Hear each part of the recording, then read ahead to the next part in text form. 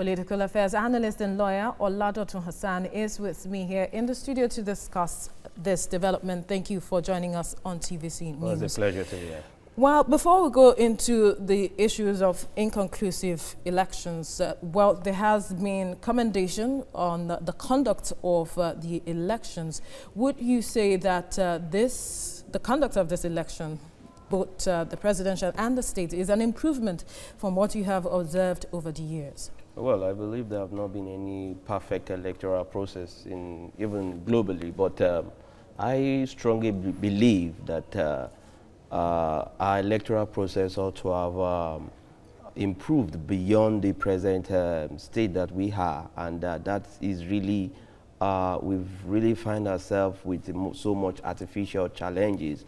That when you say artificial challenges, well, how do you mean? Artificial challenges, and it has, you could look at the scenario of the inconclusive election, the risks of ballot snatching, the risks of the electoral process itself, the agitation of ad hoc staff, so many issues that crisscross the entire electoral process.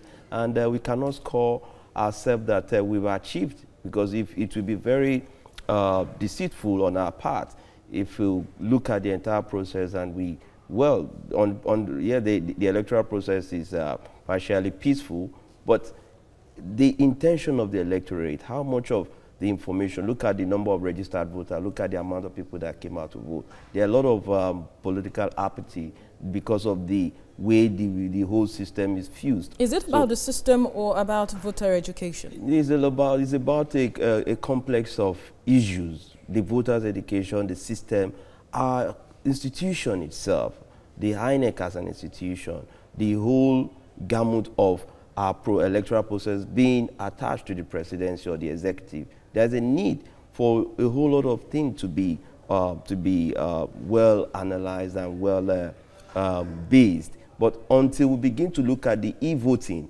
as a solution, whereby we can have all our election in one day, the whole scenario of hosting, having election presidential and the governorship on 2 separate days is really costing us a whole lot, financially, time, and even all of the exercise itself. And so now we're having inconclusive elections. The inconclusive is also another issue, because mostly people feel that, well, maybe the state that the incumbent parties are not having the sway, they will declare inconclusive, because these whole issues... Is it really about incumbent parties? It seems to have swung both ways. No, when you look at the situation, in Rivers, we have a situation there.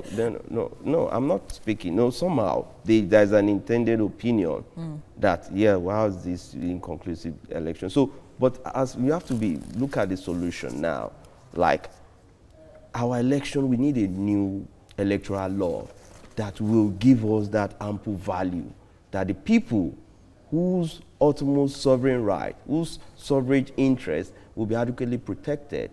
Definitely the issue of prosecution of electoral offenders is there. The issue of ballot snatching and ballot stuffing, these are issues. If you just declare an election inconclusive, what about the cost? Who bears it? What about, a whole lot of things comes in. So looking at the whole risk value itself, our electoral process ought to improve. But vis-a-vis, we have to also commend and congratulate the winners, and while also advising those that are at the other end to tarry well, and let's all be peaceful as far as the election is concerned. And lawyer Oladotun Hassan, thank you for your time on the news. It's a pleasure to be here.